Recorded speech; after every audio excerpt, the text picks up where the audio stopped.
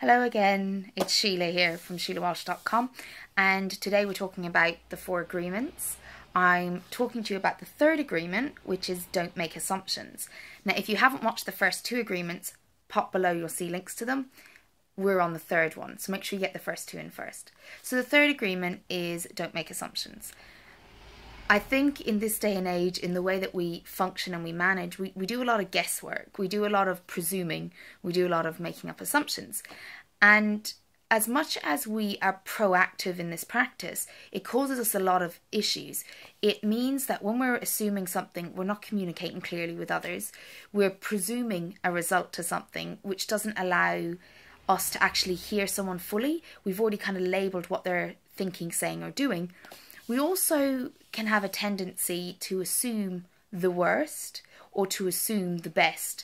And the reason I say the best or the worst is you can assume the worst or the best, and they're the extremes of the situation rather than necessarily an actual reality check with the situation, with what people are saying and how people are feeling.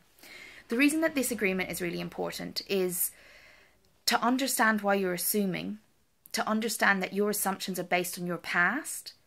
They're based on your fears. They're not based on possibility. They're not based on the future. They're not based on awareness. They're actually based on all the underlying things that lead us astray. Fear, the past. That's what they're based on. Assumptions are based on those.